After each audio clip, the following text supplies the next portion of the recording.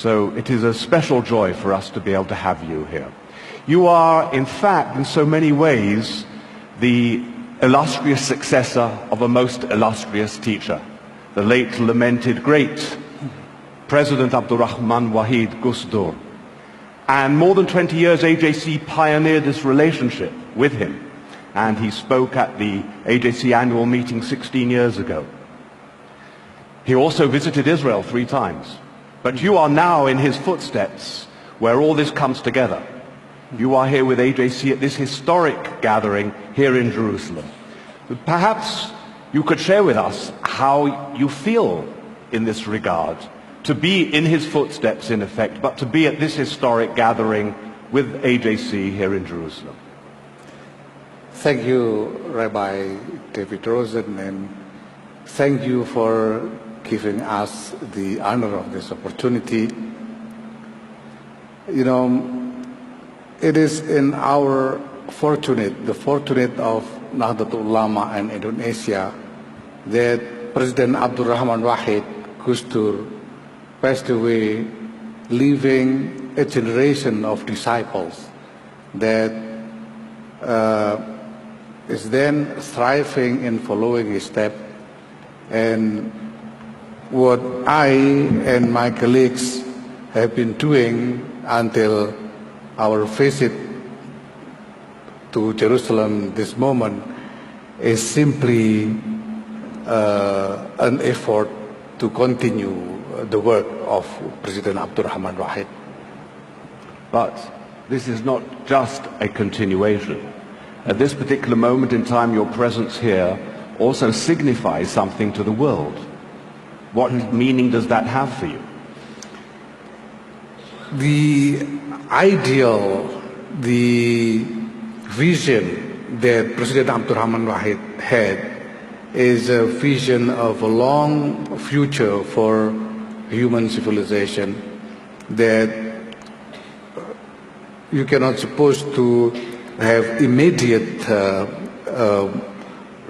achievement for any effort. So President Abdurrahman Wahid had done his part in pursuing the vision, and now it is the turn of the generation of his disciple to continue his work. And we are fortunate that thanks to what President Abdurrahman Wahid did, we are already reaching improvement in our works, and that we are now seeing a clearer path forward. In his remarks to AJC at that time in Washington, he spoke of a special centuries-old relationship between Islam and Judaism. Could you perhaps talk about that? How do you see the relationship between Islam and Judaism? Yeah, the relationship between Islam and Judaism is something that, what would I put it, as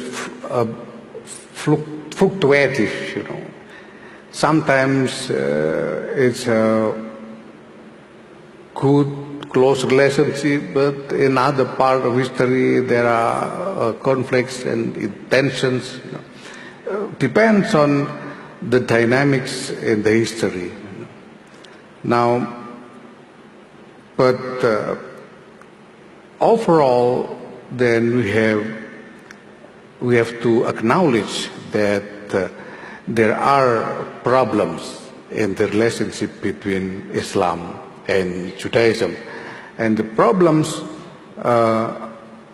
some of the problems lies within the teachings of the religion itself.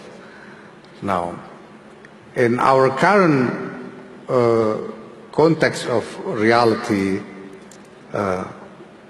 people of religion, including Islam and Judaism, need to find a new way of first functioning the religion into the real life, and second, find a new moral interpretation on religion that will guide people from different religion to have more harmonious relationship with one another. So do you think, I assume you are indicating that it's possible to interpret certain texts in the Quran which are not always complementary to Jews, or certain hadiths which sometimes can be very problematic, that it's possible to interpret these in a way that is not going to remain obstacles to the relationship between Muslims and Jews? It's not just possible, but it is a must.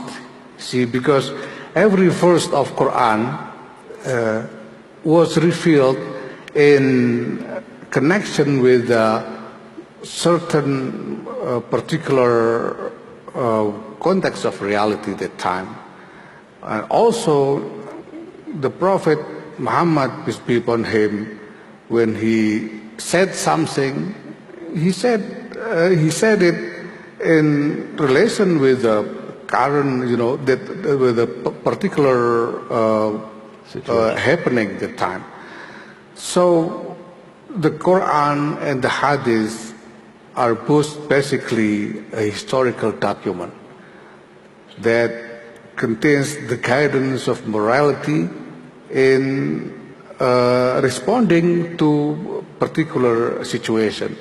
When the situation, the reality changes, then the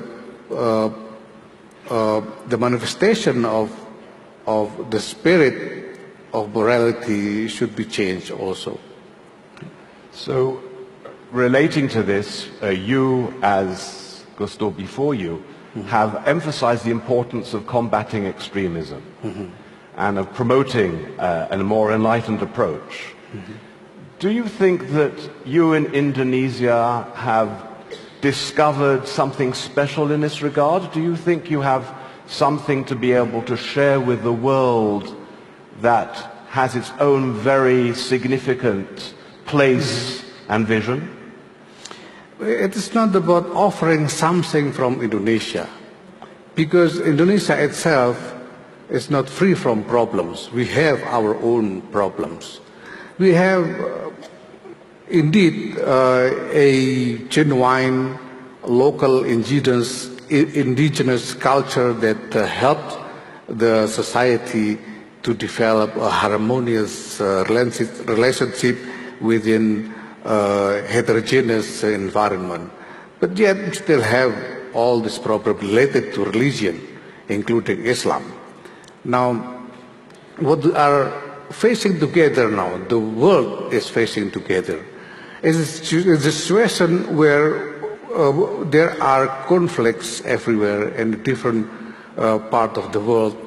And in those conflicts, almost consistently, religion is used as justification or weapon for conflict. Now, we are then facing a question: do we want this to continue, or do we want an alternative future? If we want this to continue, the consequence is obvious. Nobody would survive with this kind of trending, increasing, troublesome situation. If we want an alternative, we have to alter our way in handling things. Now, while now religion is used as justification and weapon for conflict, we, people of religion, should ask ourselves, is it really the true function of religion? What is people doing now? Or is there any way, is there a way that religion can function to provide inspiration for solution to all these conflicts? See, to the way I see it, the Nahdlatul Ulama sees is that the world needs to change. All sides need to change. Because if we want solution, let me make a metaphor here. Doctor says that any medicine cannot work to people with diabetes or heart problem if these people don't change their lifestyle or diet. And there is a verse in Quran, Inna Allah la yughayyiru ma biqawmin hatta yughayyiru ma bi anfusihim. Verily, Allah will not change the condition of a society of people until they change what is in their heart. Now, we've been engaging, involving in conflict, fighting for things, resources, powers, whatever, with intention to defeat others. And when in the course of history we come into a situation where we simply cannot, tell anymore how it was start and how we should end. I think now what is left to us is simply the choice. And the very fundamental choice that can give us an opportunity for a solution, we believe, is a choice of what in Islamic term called rahmah, meaning compassion and caring about others. We need to choose rahmah, because it is the beginning of anything, any good thing that we can hope emerge after that. If we choose rahmah, we can begin to talk about justice, because justice is not just about demanding it, but it's also about willingness to provide justice for others. If people do not have rahmah, do not have compassion and caring about others, these people will never be willing to provide justice to others. So if I had to make a call to the world, I would want to call the world, let us choose rahmah, so that we can have